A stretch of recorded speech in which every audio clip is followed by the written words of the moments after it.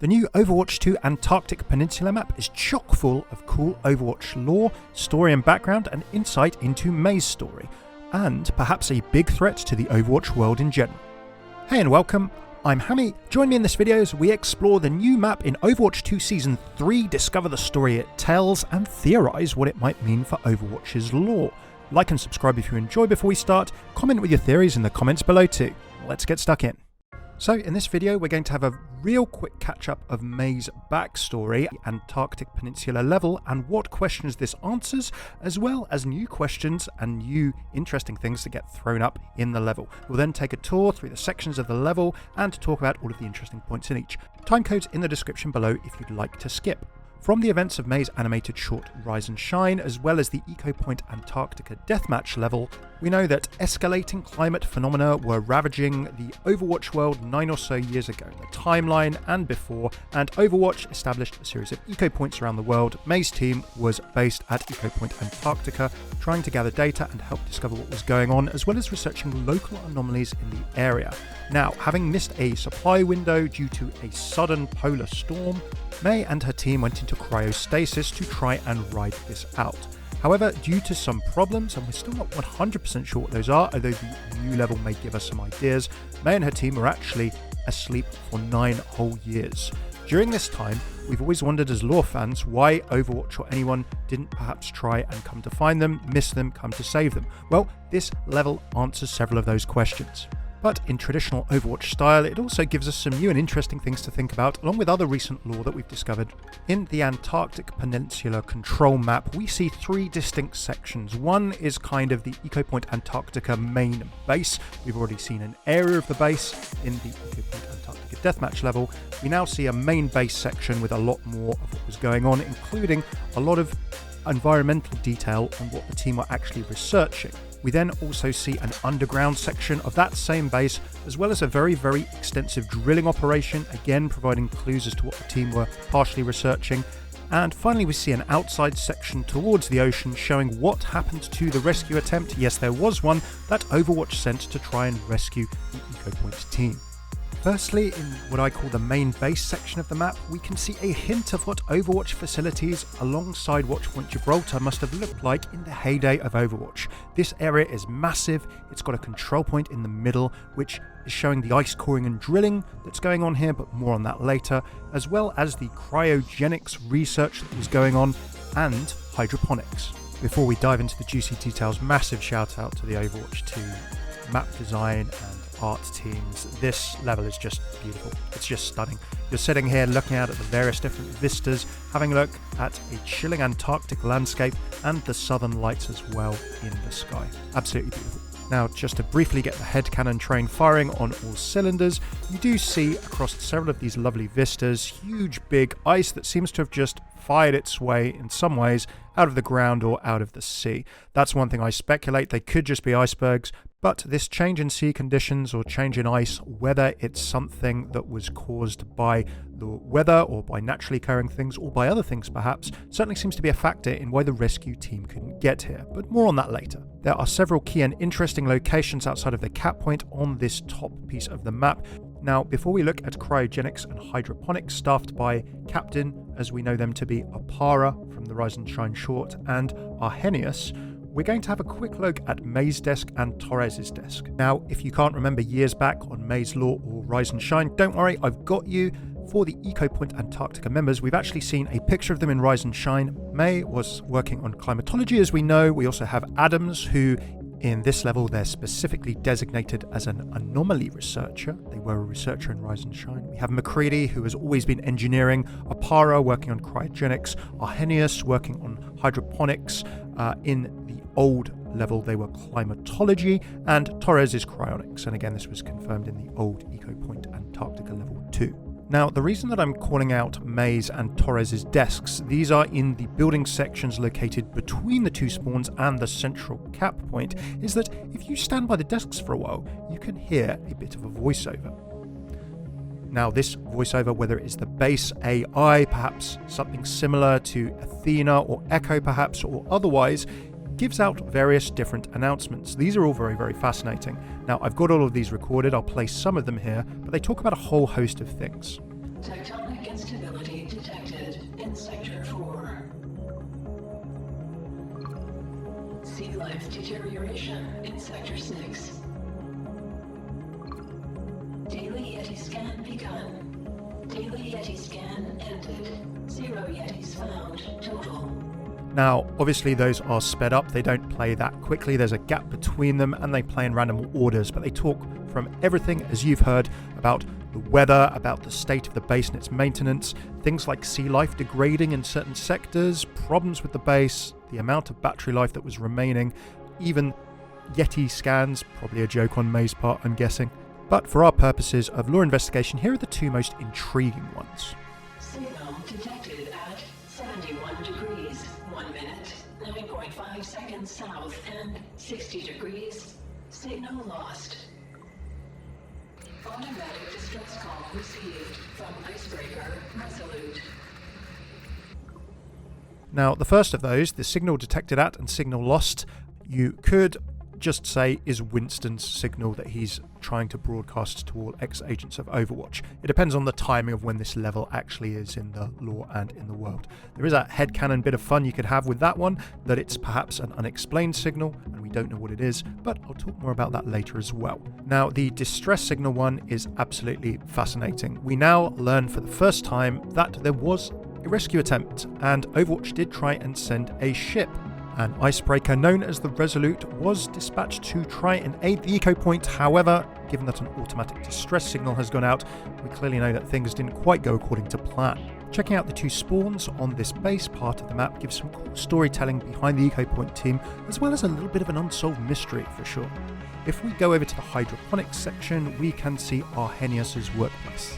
An interesting little detail on the desk here, we can see that Arrhenius is a glasses wearer, and if we look at the other glasses wearers in this picture, I think it's safe to say probably that these correspond best, so an ID on Arrhenius. As for their work, we can see that Arrhenius was trying to look at preserving and growing certain kinds of season plants in these very, very cold conditions, and in a nice little environmental detail touch, we can see that in the time since the base has been abandoned, the plant has managed to crack and indeed grow its way out of the vault that it was in. A nice little detail here, of course, we can see that Arrhenius is clearly interested in lifting, if this is not the Ecopoint gym, and with the posters on the wall, is clearly dreaming of warmer climes, it seems. Well, who can blame you? Heading over to the other spawn inside of the map, we go to Cryonics Research and Opara's desks now. Captain Opara was the person who gave the order for the team to go into hibernation, into cryostasis, as we know from Rise and Shine, and from their pod inside the Antarctic level, we know they're from Numbani. So it may well make sense that they have their own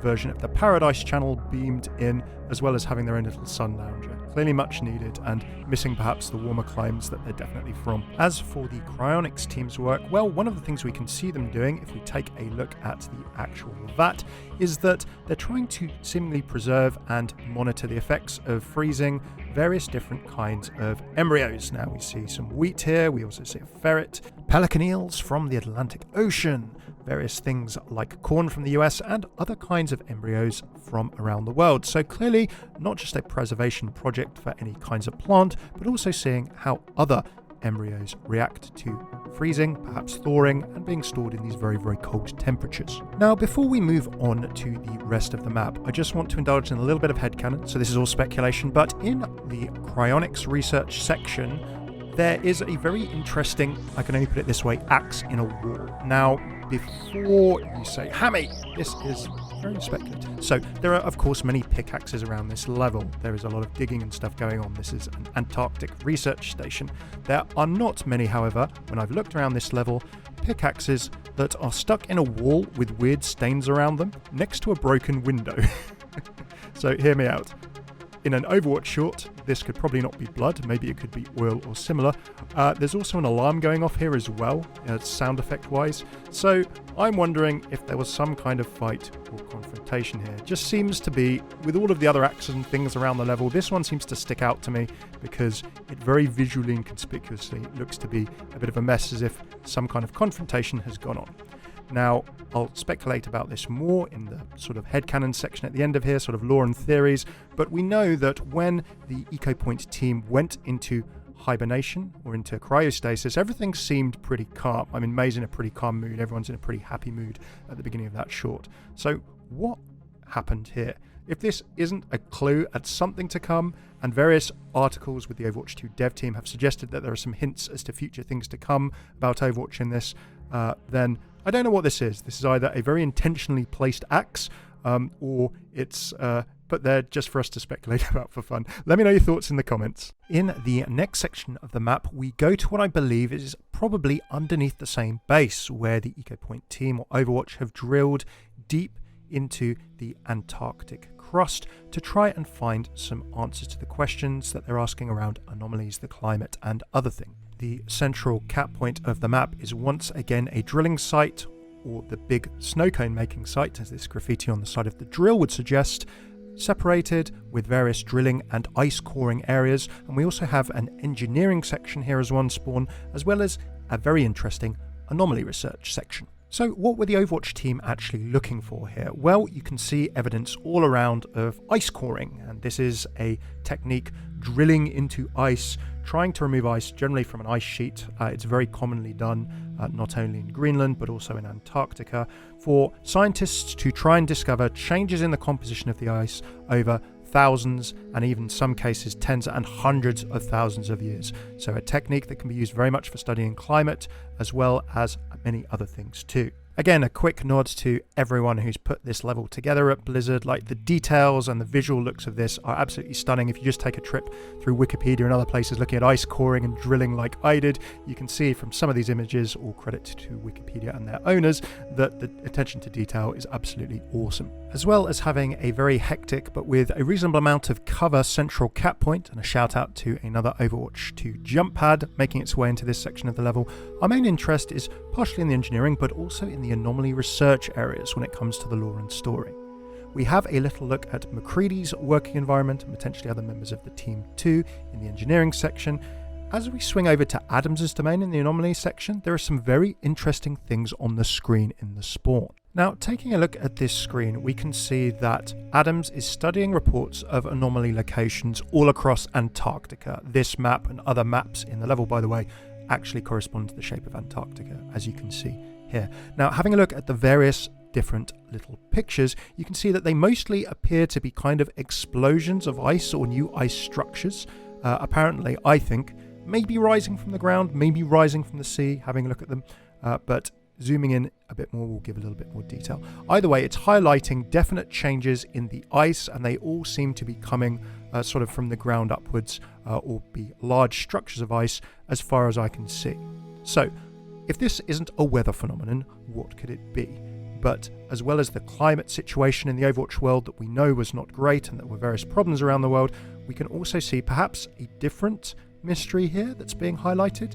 I'll share a few theories on that in a speculation bit at the end of this video. Last and by no means least, we move to the final section of this map, a section that's known as Icebreaker. Now, this, as we can see, is the Resolute that was mentioned in the base AI distress signal messages from the upstairs base section.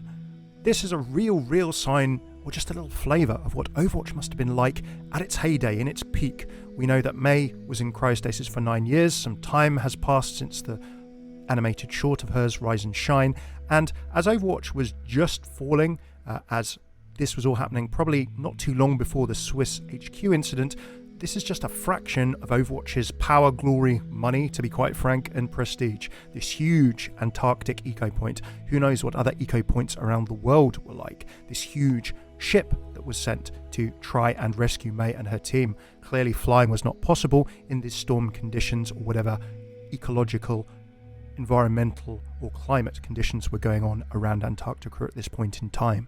Now, having a look at the Resolute, I'm no ship expert, but it looks pretty sizable given the sheer amount of floors it has, the amount of levels that it has at the top, and it seems that it got stuck either attempting to break through this ice. It does happen with ice-breaking ships sometimes, apparently, or, and this is very speculative, what if the ice somehow popped up around it as it was sailing? Either way, sadly, it seems that the rescue attempt that this team on was abandoned. We don't know the fates of the crew, but from having a look at the two spawns, we can see that either they were observing some of the local penguin wildlife, or they decided to move some of their gear from the damaged ship unable to move into the surrounding caves.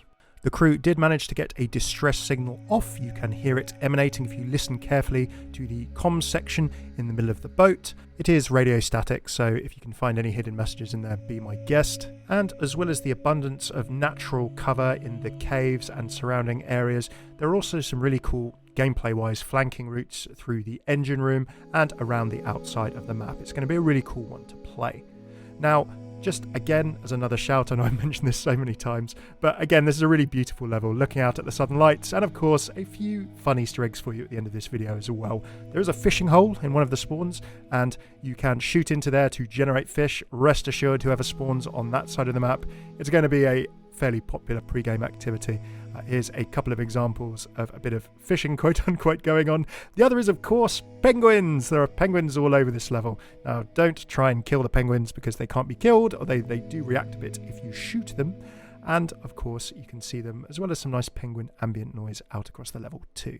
Again, beautiful-looking level, and some really cool and interesting questions, and, of course, answers around Mei's story, and a little bit about the Overwatch world in general. Just some really nice world building. Okay, that's our tour of Antarctic Peninsula and its 3 different sections. So before I leave you, we've had a little lore tour. Very much enjoyed doing these for the last few years. Do check out any of my old lore tour videos going back to 2016, where I've toured through many of Overwatch's levels, talking about the story and lore that we can see in them. It's now time for a little bit of good old headcanon and speculation. So this is me thinking, but I'd love to hear your theories in the comments and thoughts about this level below. So there are several answers. We know why Mei's team wasn't rescued, but there are some questions still. What were they actually researching, and what may have caused all this? Well, here are a couple of things that I think could be quite interesting. We clearly see, for example, that there are environmental problems and problems with the base. The base AI is talking about tectonic activity going on in the area, activity underground, stirrings underground, movement of the earth and the ground around. We hear changes in the wildlife. We hear about reductions in wildlife levels in some areas, but then increased penguin population in others. And we also hear about weather changes and indeed stratospheric changes in the sky that the base AI can't really process. Now, this could, of course, just be the beautiful southern lights. So we could take this as the face value comment that Mei has had from her 9 years of data that we saw in Rise and Shine.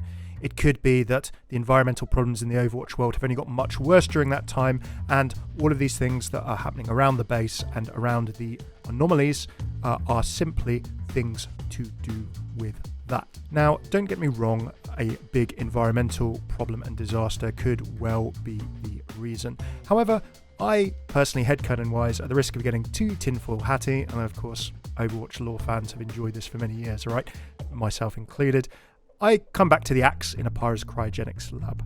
It seems to me just to be so obviously placed. Obviously in an Overwatch PG-12 rated game, you're not going to have a blood stain, but you can certainly have oil stains from Omnics, as we've seen in various shorts. Maybe this is just an axe in the wall from an explosion, maybe it's an axe in the wall from someone else. But again, I come back to the point when at the beginning of Rise and Shine, we saw that Mei's team were very, very relaxed going into cryostasis. It didn't seem that there'd been any explosions or fighting or anything going on at that point. So, if that was the case, then what happened after? Was it just an explosion in the base that caused this axe to be buried in the wall, or was it something else? Now, for someone to have visited Ecopoint Antarctica afterwards during this storm, they would either have to have found a way to get through in a way that Overwatch couldn't, given that the rescue mission failed, or they would have had to have come from someone else or not have weather really be a factor in their means of travel. So that maybe rules out perhaps a Reaper or Talon visit. Massive headcanon speculation, nothing in this level to sort of suggest that at the moment. But last and by no means least, here's a very, very out there theory. Now, we're going to go to Ramattra, and we're going to go to Ramattra's short story. If you haven't read it, the comics, all short stories are free on the Overwatch website. Now, when Ramattra is dreaming of Null's sector, when he finds and enlists Omnic allies to his cause, 2 years before the King's Row uprising, he travels with Lanat, Nameless, and Zera to a particular Omnium. Now, this Omnium is one that was created by Anubis. If not the cause of the first Omnic crisis, we certainly know that the Anubis AI, held in Giza by Farah and Helix Securities, was certainly a very, very prevalent and big factor. So, in the description of this Omnium, we hear that the gateway is half buried by thick slabs of ice and stone. There are many, many references to how cold it is and the fact that there are no human safety features. So, in the first Omnic crisis, Anubis created this Omnium to churn out the waves of Omnics that nearly, of course, brought humanity to its knees before the original Overwatch First Strike team stopped them. Ramattra found this and used it, albeit with very, again, old Omnic models, we're told, for the King's Row uprising. This is where Ramattra reactivated a facility. We know it's cold, we know it's remote, we know it's not designed for humans. Now, of course, Antarctica is not the only place in the world that can be. We do, however, know that from Diva and the story in Korea, there is a Omnium facility or some kind of facility underwater near Korea and Busan that causes robots to be generated, created, and attacking Korea on a very, very regular basis. What if all of the problems around Antarctica and the localized phenomenon, particularly to do with, ice shooting out of the ground and similar, are actually due to the fact that there is Omnic activity in the area, and that perhaps the location of this Omnium is Antarctica or somewhere underground around here? It'd be a pretty good place for an AI to decide to try and create something very inhospitable to humans, less likely to be noticed, and similar. That's an interesting bit of headcanon. We don't actually know where Ramattra's Omnium that is referred to in his short story is actually located. We do know that there's a Siberian Omnium in Russia, but that one's kind of more known and talked about in the lore rather than this one. And one assumes that if there was such an Omnium, that Overwatch would have hopefully found it, shut it down, or it would be monitored. Although, of course, we know that a lot in the present day has kind of been left to ruin or to the auspices of private security. So who knows what the situation is with Ramattra's current activities. However, that's my headcanon. Maybe, just maybe, it seems pretty out there, but maybe that's the reason behind all of the problems in Antarctica. There you go, that's my tour of the Antarctic Peninsula map, as well as some lore learnings, as well as a bit of speculation thrown in. Hope you enjoyed it. If you like this video, throw a like, subscribe, comment below with your theories, your comments, what you thought, whether you're looking forward to the new season. I'm actually, honestly, really happy that the Overwatch team has announced a bunch of improvements to the Battle Pass and things for this season. It seems to me that feedback is being listened to and that happily things are going in a more positive direction, particularly when it comes to monetization and similar. If you want to discover more about the lore of Overwatch, all of the stories of the characters, hero interactions, voice lines, much, much more comic short stories, analysis and summaries of all of those, check out the playlist on my channel here. Been doing it since before Overwatch launched in 2016. Looking forward to doing it for Overwatch and maybe other Blizzard games in future. Cheers for tuning in. I've been Hammeh. Take it easy.